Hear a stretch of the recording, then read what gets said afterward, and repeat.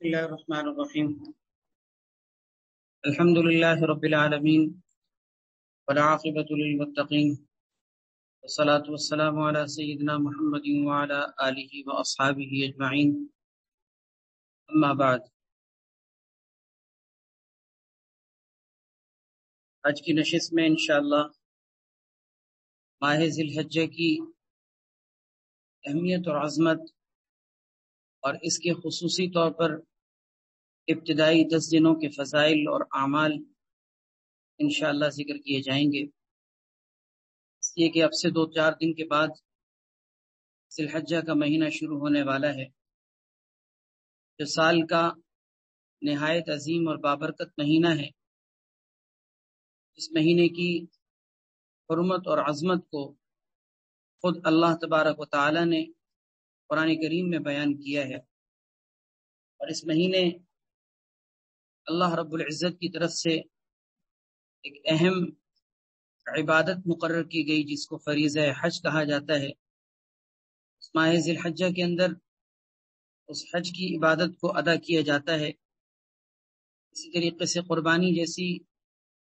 عظیم عبادت کی ادائیگی بھی اسی مہینے کے اندر ہوتی ہے، اور اس مہینے کی ذی الحجہ کی ابتدائی 10 راتیں 10 دن تو اور بھی زیادہ بہت اہمیت کے حامل اور قدر و قیمت کے حامل ہیں۔ اس لیے مناسب معلوم ہوتا ہے کہ اس مہینے کے شروع ہونے سے پہلے ہمیں اس مہینے کے فضائل اور اس کی عظمت اور اس کی اہمیت کا پتہ ہو، اور اس کے مسنون اعمال کا ہمیں پہلے سے علم ہو، تاکہ ہم اس کی صحیح طریقے سے سر انجام دہی کر سکیں۔ اللہ پاک ہم سب کو اس پر عمل کی توفیق عطا فرمائے۔ ذی الحجہ کا مہینہ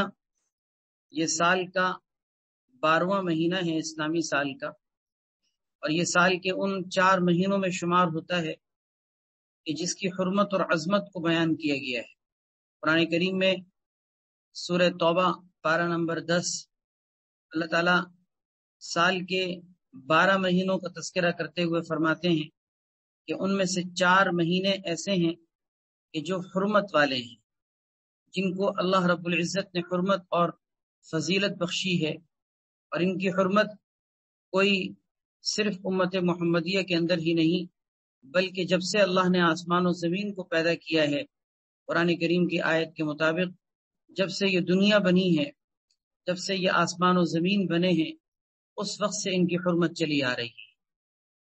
سال کے 4 محترم مہینے، ایک تو ذی قعدہ جو اس وقت چل رہا ہے، دوسرا اگلا مہینہ جو شروع ہونے والا ہے یعنی ذی الحجہ، اور اس کے بعد پھر محرم۔ یہ 3 مہینے تو لگاتار ہیں، ذی قعدہ، ذی الحجہ اور محرم۔ چوتھا مہینہ رجب ہے۔ یہ 4 مہینے سال کے محترم مہینے، مبارک مہینے کہلاتے ہیں، اور اسلام سے پہلے بھی پچھلی امتوں کے اندر ان کی حرمت اور عظمت چلی آ رہی ہے۔ ظاہر ہے کہ ان 4 مہینوں میں چونکہ ذی الحجہ بھی ایک اہم مہینہ ہے، لہذا اس مہینے کی بھی حرمت کا لحاظ رکھتے ہوئے اس مہینے کی فضیلت کو حاصل کرنے کی ہم سب کو کوشش کرنی چاہیے۔ حدیث میں آتا ہے، شعب الایمان کی روایت ہے، حضرت ابو سعید خدری رضی اللہ تعالیٰ عنہ نبی کریم صلی اللہ علیہ وسلم کا یہ ارشاد نقل فرماتے ہیں، سید الشہور شہر رمضان واعظمها حرمتا ذو الحجہ۔ مہینوں میں تمام مہینوں کا سردار رمضان کا مہینہ ہے، اور حرمت کے اعتبار سے ان میں سب سے عظیم مہینہ ذی الحجہ کا مہینہ ہے۔ ذی الحجہ کا مہینہ تو پورا مہینہ ہی بابرکت ہے، لیکن بالخصوص اس کے ابتدائی 10 دن جس کو احادیث طیبہ میں عشرہ ذی الحجہ کہا گیا ہے، یہ 10 دن ذی الحجہ کے ابتدائی 10 دن یہ اور بھی زیادہ بابرکت ایام ہیں۔ چنانچہ ان 10 دنوں کے حوالے سے خصوصی طور پر احادیث طیبہ میں بھی اور اللہ تبارک و تعالیٰ نے اپنے پاک کلام کے اندر بھی ان کی حرمت اور ان کی فضیلت کو ذکر کیا ہے۔ قرآن کریم میں اللہ تعالیٰ نے 10 دنوں میں آنے والی جو راتیں ہیں، یعنی ابتدائی ذی الحجہ کے جو 10 دن ہیں، ان کی راتوں کی قسم کھائی، وَلَيَالٍ عَشْرٍ، سورہ فجر کے اندر 30ویں پارے میں ولیال عشر، یعنی قسم ہے 10 راتوں کی. ان 10 راتوں سے مراد جن کی قسم کھائی گئی یہ ذی الحجہ کے ابتدائی 10 دنوں کی راتیں ہیں. حضرت عبداللہ ابن عباس رضی اللہ تعالیٰ عنہ فرماتے ہیں کہ اس سے مراد وہ 10 راتیں ہیں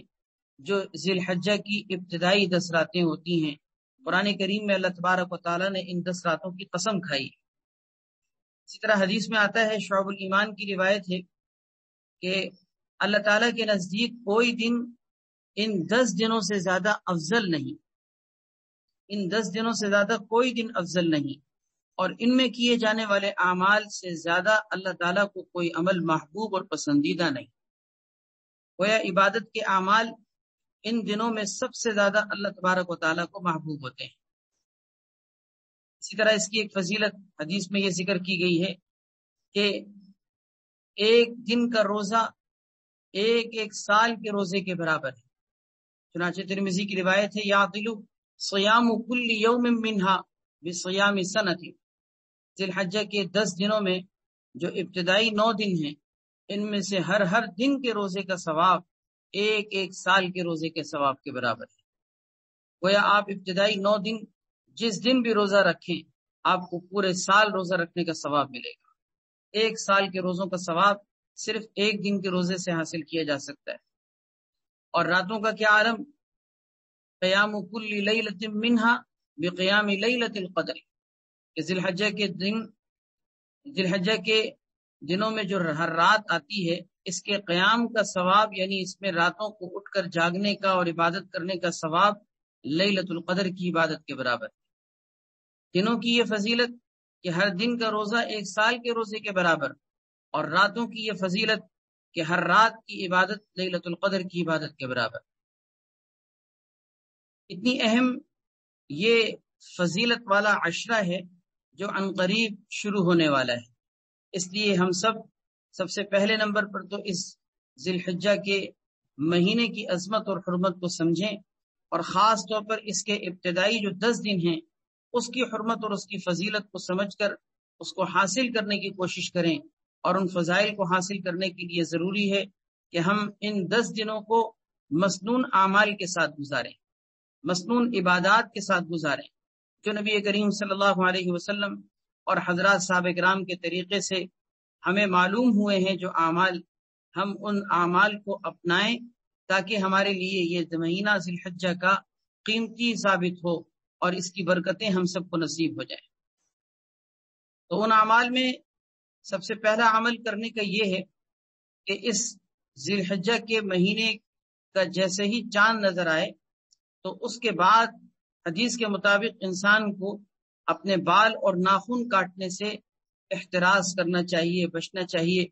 اس لیے کہ حدیث میں آتا ہے، حضرت سیدتنا ام سلمہ رضی اللہ تعالیٰ عنہ فرماتی ہیں کہ نبی کریم صلی اللہ علیہ وسلم نے ارشاد فرمایا، اذا رأيتم ہلال ذی الحجہ واراد احدکم ان یضحی فلیمسک عن شعرہ واظفارہ. کہ جب تم ذی الحجہ کا چاند دیکھو اور تم میں سے کسی کا قربانی کا ارادہ ہو تو اسے چاہیے کہ قربانی کرنے تک اپنے بال اور اپنے ناخن کاٹنے سے احتراز کرے. چونکہ 2-4 دن ہی میں نے عرض کیا کہ رہ گئے ہیں، اس لیے ان ذی الحجہ کے ابتدائی 10 دنوں کے شروع ہونے سے پہلے، اس مہینے کا چاند نکلنے سے پہلے اپنے جسمانی تمام بالوں اور ناخن وغیرہ کی صفائی اچھے طریقے سے کر لی جائے تاکہ 10 دنوں تک پھر ہمیں اس کی ضرورت نہ پڑے، اور قربانی کے ہونے تک ہم اس چیز سے رکے رہیں. اس لیے کہ حدیث کے مطابق نبی علیہ الصلوۃ والسلام نے اس بات کی تلقین فرمائی ہے، اگرچہ شرعی مسئلے کے اعتبار سے یہ کوئی لازم یا فرض اور واجب درجے کی چیز نہیں ہے. اگر کسی کا قربانی کرنے کا ارادہ ہو اور وہ ذی الحجہ کا چاند نظر آنے کے بعد اگر اپنے بال یا ناخن وغیرہ کاٹ لیتا ہے تب بھی کوئی حرج کی بات نہیں ہے، لیکن بہرحال ایک سنت عمل ہے جو رہ جائے گا. اس سنت عمل کو ظاہر ہے کہ چھوڑنا نہیں ہے، بلکہ ہم سب انشاءاللہ اختیار کرنے والے بن جائیں. تو اس کے لیے ضرورت یہ ہے کہ ہم ذی الحجہ کا چاند دیکھنے سے پہلے اپنی جسمانی صفائی کا اچھے طریقے سے اہتمام کر لیں. اس بال اور ناخن نہ کاٹنے کی حکمت فقہا نے ذکر کی ہے کہ اصل میں ایک حکمت تو یہ ہے کہ بیت اللہ کے اندر جو حجاج کرام حج کے لیے جاتے ہیں ان کے ساتھ ایک طرح کی مشابہت ہوتی ہے، کیونکہ وہ بھی اپنے بال ناخن وغیرہ نہیں کاٹتے احرام کی پابندیوں کی وجہ سے، تو ان حجاج کرام کے ساتھ مشابہت اختیار کرتے ہوئے ہر مسلمان چاہے وہ دنیا کے کسی بھی کونے میں ہو، ذی الحجہ کا چاند دیکھنے کے بعد قربانی کرنے تک وہ ان کی مشابہت میں اپنے بال و ناخن نہ کاٹے۔ ایک حکمت تو اس کی یہ ذکر کی گئی ہے۔ دوسری حکمت یہ ہے کہ ہم جو قربانی کا جانور ذبح کرتے ہیں، اللہ تعالیٰ ہمیں اس کی توفیق عطا فرمائے، تو وہ جو قربانی کا جانور ہم ذبح کرتے ہیں در حقیقت وہ قربانی کرنے والے کی جان کا فدیہ ہوتا ہے، یعنی انسان اپنی جان کا ایک طرح سے فدیہ اور بدلہ اللہ کے راستے میں دے رہا ہوتا ہے۔ لہذا ناخن وغیرہ کاٹنے سے اس لیے روکا گیا ہے تاکہ قربانی کا جانور اپنے تمام تر اجزاء کے ساتھ انسان کے لیے فدیہ بن جائے، کہ اس میں اس کے یعنی قربانی کرنے والے کے ناخنوں کا بھی فدیہ ہو جائے، اس کے جو ہے وہ بال کا بھی فدیہ ہو جائے۔ تو گویا کہ ذی الحجہ کا چاند دیکھنے کے بعد اس لیے روکا گیا تاکہ انسان کے جسم کے تمام اجزاء کا وہ قربانی کا جانور بدل بن جائے۔ تو پہلا کام تو یہ ہے کہ ہم ذی الحجہ کا چاند دیکھنے سے پہلے اپنے جسمانی بالوں کی ناخن وغیرہ کی صفائی اچھے طریقے سے کر لیں، اور پھر اس کے بعد قربانی کرنے تک ہم اپنے بال اور ناخن وغیرہ نہ کاٹیں۔ ایک عمل تو کرنے کا یہ ہے۔ دوسرا عمل اس 10 دنوں کے اندر کرنے کا خاص طور پر یہ ہے کہ عبادت کی خوب کثرت کی جائے، خوب اہتمام کیا جائے، کیونکہ اللہ تبارک و تعالیٰ کو، جیسے کہ بھی میں نے حدیث آپ کے سامنے ذکر کی ہے، کہ اللہ تعالیٰ کو ان دنوں میں بندوں کے نیک اعمال سب سے زیادہ پسند ہوتے ہیں، اور اتنے پسند ہوتے ہیں کہ سال کے کسی اور دن اللہ تعالیٰ کو عبادت کے اعمال اتنے زیادہ محبوب نہیں ہوتے۔ ظاہر ہے کہ جب اللہ تعالیٰ کو ان دنوں میں عبادت کے اعمال بندگی کے کام محبوب ہیں، تو ہم سب کے کرنے کا کام یہ ہے کہ ہم ان دنوں میں اللہ تبارک و تعالیٰ کی خوب عبادت کریں۔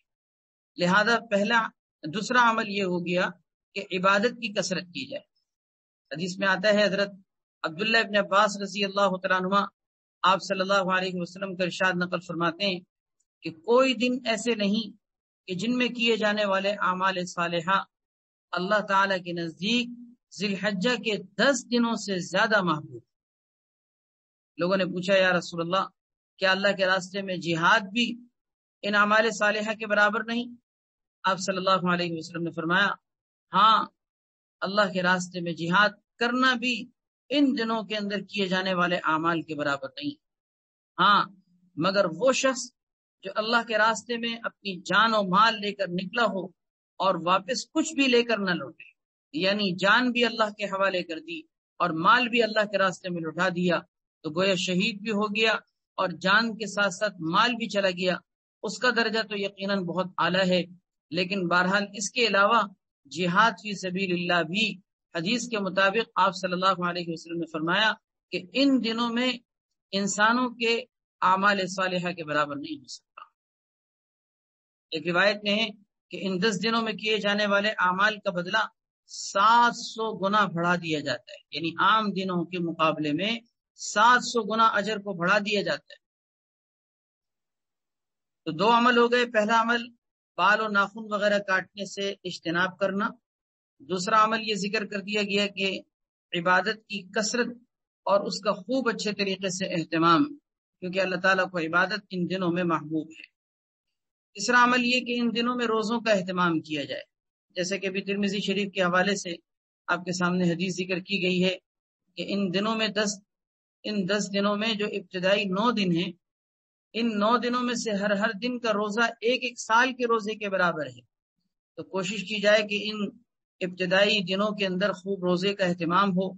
اگر زیادہ نہ رکھ سکیں کم سے کم 3 رکھ لیں، اور 3 بھی نہ رکھ سکیں کم سے کم 1 ہی رکھ لیں، لیکن کچھ نہ کچھ اس کے اندر ہمیں روزوں کے اعتبار سے حصہ لینا چاہیے، اس لیے کہ ظاہر ہے کہ جب اتنے قیمتی ایام روزے کے اعتبار سے آ رہے ہیں تو کسی نہ کسی درجے میں تو ہمارا اس کے اندر حصہ شامل ہو جائے۔ اللہ تعالی ہمیں اس کی توفیق عطا فرمائے۔ ابو داؤد شریف کی روایت ہے،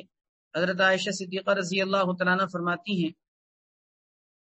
نبی کریم صلی اللہ علیہ وسلم ذی الحجہ کے ابتدائی 9 دن روزہ رکھا کرتے تھے،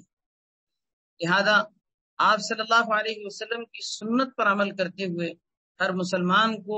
اپنی حیثیت کے مطابق اس میں حصہ لینا چاہیے۔ 3 کام ہو گئے۔ چوتھا عمل یہ ہے کہ ان 10 دنوں میں سے ہر دن روزے کا اہتمام تو کرنا ہے، لیکن چوتھا عمل یہ کہ بطور خاص عرفے کے دن کے روزے کا اہتمام، عرفے کے دن کے روزے کا اہتمام، یعنی ویسے تو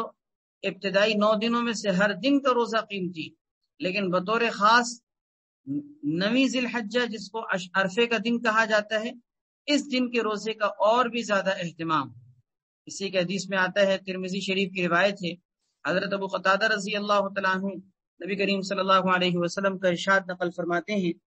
کہ صیام یوم عرفہ انی احتسب علی اللہ ان یکفر السنۃ التي قبلہ والسنۃ التي بعدہ، کہ عرفے کے دن کے روزے کے بارے میں مجھے اللہ تبارک و تعالی سے امید ہے کہ 1 سال پہلے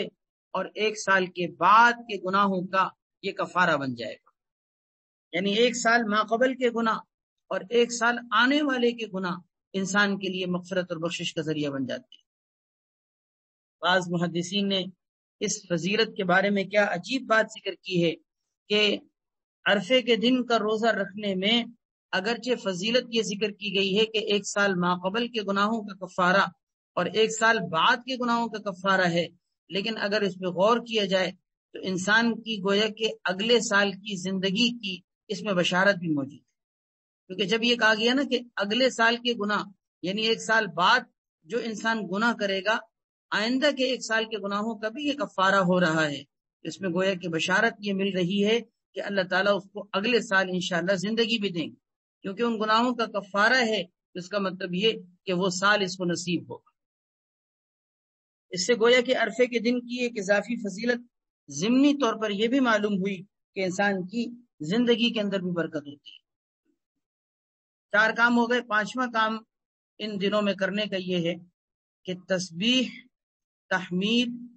تحلیل اور تکبیر، ان 4 کاموں کی کثرت کی جائے۔ تسبیح جس کا مطلب سبحان اللہ، تحمید جس کا مطلب الحمدللہ،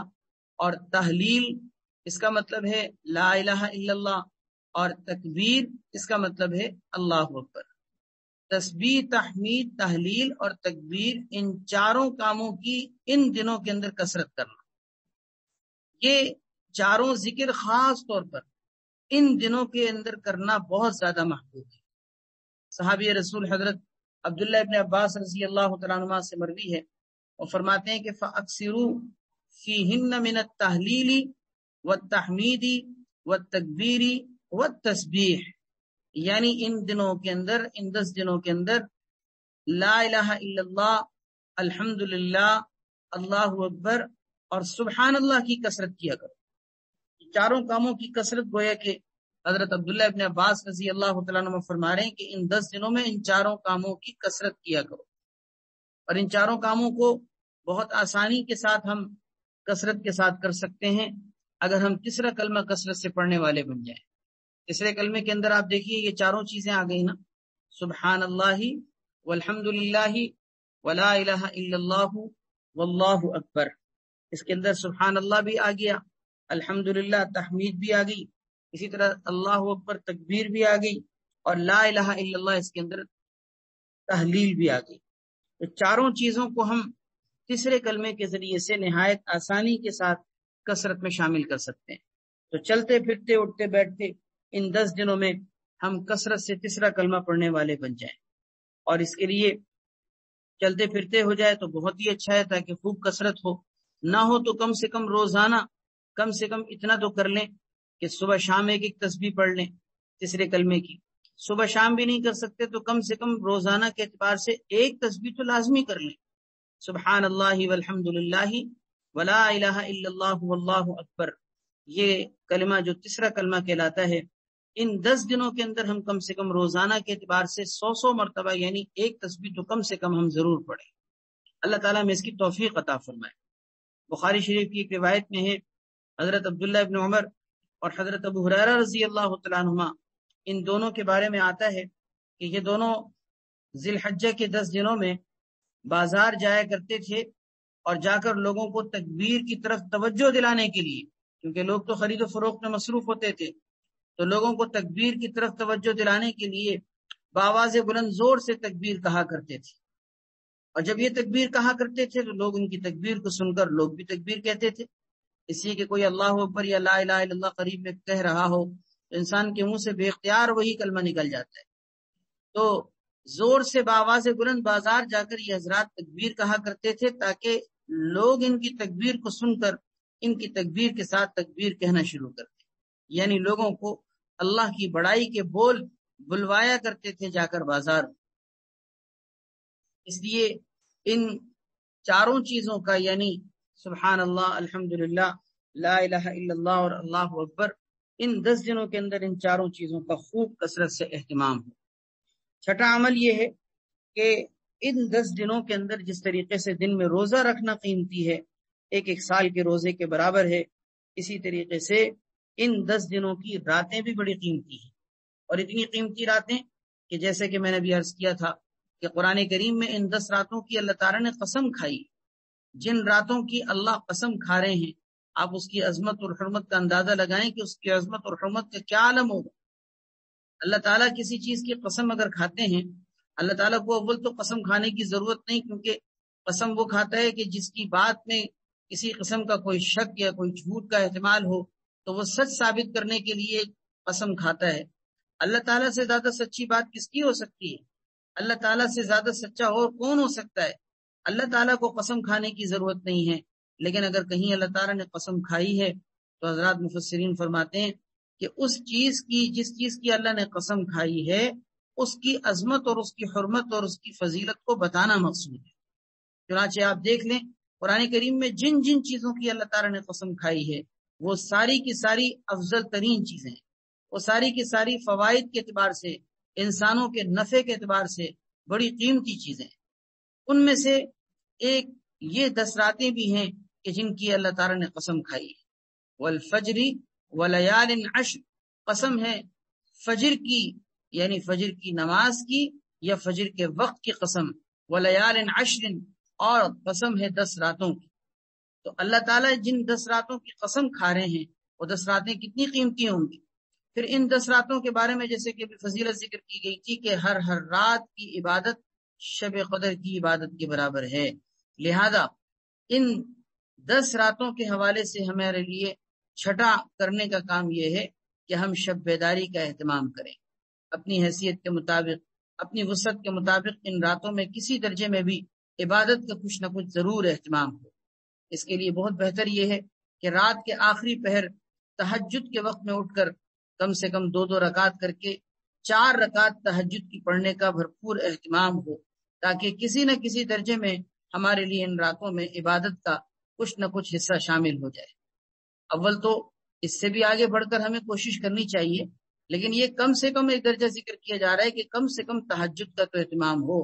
ورنہ اللہ تعالیٰ توفیق اگر دیں تو اور بھی زیادہ ان راتوں میں کوشش کریں کہ ان راتوں میں عبادت کا اہتمام، اس لیے کہ ان راتوں میں شب قدر کا ثواب ہے، لہذا بندوں کو ان راتوں کے اندر عبادت کے حوالے سے خوب ذوق و شوق کا مظاہرہ کرنا چاہیے۔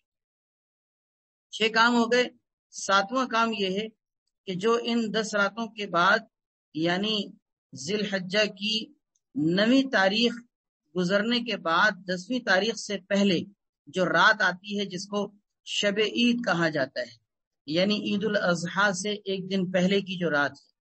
اگلا دن عید الاضحیٰ کا ہو یعنی 10 ذی الحجہ کا، اور اس سے پہلے جو رات یعنی 9 اور 10 کی درمیانی رات ہے، اس کو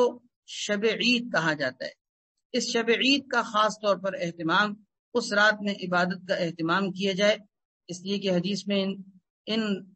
یعنی اس 10ویں کی جو شب ہے یعنی 9-10 کی درمیانی شب، اس میں عبادت کی خصوصی فضیلت ذکر کی گئی ہے۔ سنن ابن ماجہ کی روایت ہے، حضرت ابو امامہ رضی اللہ تعالیٰ عنہ فرماتے ہیں کہ نبی کریم صلی اللہ علیہ وسلم نے ارشاد فرمایا کہ جس نے عید الفطر اور عید الاضحیٰ کی راتوں میں ثواب کی امید لے کر عبادت کی، اس کا دل اس دن یعنی قیامت کے دن مردہ نہیں ہوگا جس دن سب کے دل مردہ ہو جائیں، جس دن سب کے دل مردہ ہو جائیں گے، یعنی اس دن ہولناکی اور افراتفری کا یہ عالم کہ دل انسانوں کے کلیجہ جس کو کہتے ہیں منہ میں آنا، اس طریقے کی کیفیت ہوگی۔ اللہ تعالیٰ اس دن ایسے شخص کا دل تھام لیں گے کہ جس نے شب عید کے اندر عبادت کا اہتمام کیا ہو۔ قیامت کے دن کی ہولناکی سے انسان کی حفاظت، یہ کتنا بڑا فائدہ ہے جو ہم اس رات کی عبادت کے ذریعے سے حاصل کر سکتے ہیں۔ بہرحال یہ 7 اعمال ذکر کیے گئے ہیں جن اعمال کا اہتمام کرنے سے ہم اس مہینے کی فضیلت کو اور اس کے فضائل کو، اس کی عظمت اور حرمت کو بہت آسانی سے حاصل کر سکتے ہیں۔ میں ایک دفعہ دوبارہ ذکر کر دیتا ہوں، وہ 7 اعمال سن لیجئے۔ سب سے پہلے نمبر پر عرض کیا گیا تھا کہ ناخن اور بال کاٹنے سے احتراز کیا جائے، ذی الحجہ کا چاند دیکھنے سے پہلے جسمانی صفائی وغیرہ کا اہتمام ہو، تاکہ پھر 10 دن تک قربانی کرنے تک ہمیں پھر ناخن اور بال وغیرہ کاٹنے کی نوبت نہ آئے۔ دوسرا عمل یہ ذکر کیا گیا تھا کہ عبادت کی کثرت کا بھرپور اہتمام، اس لیے کہ ان دنوں میں عبادت کا اعمال اللہ کو بہت پسند ہے۔ تیسرا عمل یہ کہ روزوں کا اہتمام، اس لیے کہ ان میں سے ہر دن کا روزہ ایک سال کے روزے کے برابر ہے۔ چوتھا عمل بطور خاص عرفے کے دن کے روزے کا اہتمام، اس لیے کہ اس میں عام دنوں سے بھی زیادہ فضیلت انسان کو نصیب ہوتی ہے کہ 1 سال پچھلے اور 1 سال بعد کے گناہوں کا بھی کفارہ ہو جاتا ہے۔ اور پانچواں عمل یہ ذکر کیا گیا کہ 4 چیزوں کا بطور خاص اہتمام ہو، سبحان اللہ، الحمدللہ، لا الہ الا اللہ اور اللہ اکبر۔ ان 4 چیزوں کا بطور خاص اہتمام، خوب کثرت کی جائے ان چیزوں کی، اس لیے کہ حدیث کے مطابق ان 10 دنوں میں یہ 4 کام اللہ کو بہت محبوب ہوتے ہیں، اور اس کے لیے تیسرے کلمے کا اہتمام ہو۔ اور چھٹا عمل یہ ذکر کیا گیا کہ شب بیداری ہو، کیونکہ ان میں سے ہر رات شب قدر کی عبادت کے برابر ہے، لہذا ہمیں ہر رات کے اندر کچھ نہ کچھ عبادت کا ضرور اہتمام کرنا چاہیے۔ اور 7واں عمل یہ ذکر کیا گیا تھا کہ شب عید یعنی ذی الحجہ کی جو 9-10 تاریخ کی درمیانی شب ہے، جس کو شب عید الاضحیٰ کہتے ہیں، اس رات کا خصوصی اہتمام ہو، کیونکہ اس کی برکت سے قیامت کے دن کی ہولناکی سے اللہ تبارک و تعالی حفاظت فرماتے ہیں۔ اللہ تعالی ہم سب کو اس آنے والے مہینے کی قدر کرنے کی توفیق عطا فرمائے، اور ہمیں اس مہینے کی عظمت اور اس کی حرمت کو بھرپور طریقے سے ملحوظ رکھنے کی توفیق عطا فرمائے۔ جو مسنون اعمال اور عبادات ذکر کی گئی ہیں، اللہ ہم سب کو ان کا اہتمام نصیب فرمائے، اور ہم سب کے لیے اللہ تبارک و تعالی قربانی جیسی عظیم عبادت کی ادائیگی بھی آسان فرمائے۔ امسال جو حجاج کرام اللہ کے محبوب بندے، اللہ کے مہمان بن کر اللہ کے گھر کی طرف روانہ ہوئے ہیں، اللہ تعالیٰ سب کے حجوں کو قبول فرمائے، اور ان کی دعاؤں میں ہمیں اور ساری امت کو شامل فرمائے، اور اللہ تعالیٰ سب کے حج کو حج مبرور بنا دے، اور ہم سب کو بھی اللہ تبارک و تعالیٰ ایمان اور صحت کی سلامتی کے ساتھ بار بار اپنے پیارے گھر کی حاضری نصیب فرمائے۔ وآخر دعوانا ان الحمدللہ رب العالمین۔ دعا فرما لیجئے، اللہ تبارک و تعالی ہم سب کو عمل کی توفیق عطا فرمائے۔ الحمدللہ رب العالمین والعاقبۃ للمتقین والصلاة والسلام علی سیدنا محمد وعلی آلہ واصحابہ اجمعین۔ یا رب العالمین، یا ارحم الراحمین، اپنے فضل و کرم سے جو کچھ کہا گیا سنا گیا اس پر ہم سب کو عمل کی توفیق عطا فرما۔ اللہ آنے والا مہینہ جو اب سے 2-3 دن کے بعد آنے والا ہے، شروع ہونے والا ہے، اللہ ہمیں اس مہینے کی قدر کرنے کی توفیق عطا فرما۔ بالخصوص اس کے ابتدائی جو 10 دن ہیں، بڑے قیمتی 10 دن ہیں، اللہ ہمیں ان 10 دنوں کا بھرپور اہتمام نصیب فرما۔ اس کے دنوں کی بھی اور اس کی راتوں کی بھی قدر کرنے کی توفیق عطا فرما۔ اے اللہ روزے کا اہتمام نصیب فرما، راتوں کی شب بیداری نصیب فرما، عبادت کی کثرت نصیب فرما، گناہوں سے ہم سب کی اللہ حفاظت فرما۔ یا اللہ چلتے پھرتے اٹھتے بیٹھتے ان 10 دنوں میں یا اللہ خوب کثرت کے ساتھ یا اللہ سبحان اللہ، الحمدللہ، اللہ اکبر، لا الہ الا اللہ، ان 4 کاموں کا بھرپور ہمیں اہتمام نصیب فرما۔ اے رب کریم اپنے فضل و کرم سے ہمیں سنت کے مطابق ان 10 دنوں کو گزارنے کی توفیق عطا فرما۔ اے اللہ اپنے فضل و کرم سے ہماری اس مجلس کو قبول فرما، اس میں شریک ہونے والوں کو اجر عظیم ثواب دارین عطا فرما،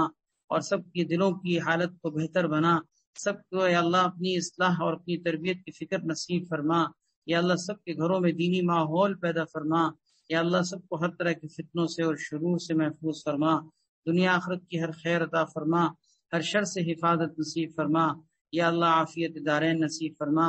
یا اللہ سب کے دلوں میں موجود نیک تمنائیں اور نیک آرزوؤں کو پائے تکمیل تک پہنچا، ہر قسم کے خیر کے تمام کاموں میں کامیابیاں نصیب فرما۔ تمام مقاصد حسنہ کی تکمیل فرما، جملہ دینی دنیاوی حاجات کو پورا فرما۔ یا اللہ ہمیں بھی نیک بنا، ہمارے بچوں کو بھی نیک بنا، ہماری قیامت تک آنے والی نسلوں کو بھی اللہ نیکی اور تقوی کی، ایمان کی توفیق عطا فرما،